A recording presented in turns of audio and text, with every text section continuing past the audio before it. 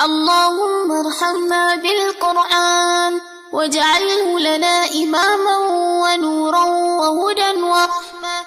اللهم ذكرنا منه ما نسينا وعلمنا منه ما جهلنا وارزقنا تلاوته آناء الليل وأطراف النهار.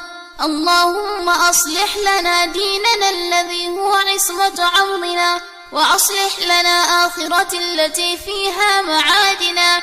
اللهم اجعل خير أمور آخرة. اللهم آمنا في أوطاننا وأصلح وفاة أئمتنا وولاة أمورنا وأيد بالحق أئمتنا وولي أمرنا. اللهم انصر دينك وكتابك وسنة نبيك وعبادك الصالحين. اللهم انصر من نصر الدين وخذل من خذر المسلمين يا رب العالمين. اللهم إنك قلت وقولك الحق ادعوني أستجب لكم.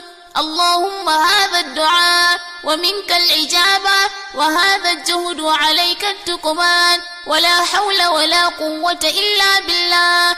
اللهم انصر دينك وكتابك وسنة نبيك محمد صلى الله عليه وسلم. اللهم اهدنا فيمن هديت وعافنا فيمن آفيت وتولنا فيمن توليت وبارك لنا فيما أعطيت وقنا واصرف عنا شر ما قضيت فإنك تقضي ولا يقضى عليك إنه لا يذل من واليت ولا يعز من عاديت تباركت ربنا وتعاليت. اللهم لا تدع لنا ذنبا إلا غفرته ولا هما إلا فرجته ولا دينا إلا قضيته ولا حاجة من هوائج الدنيا والآخرة إلا قضيتها يا أرحم الراحمين. اللهم بالألف آلفا وبالباء بركة وبالتاء توبة وبالثاء ثوابا وبالجيم جمالا وبالحاء حكمة وبالخاء خيرا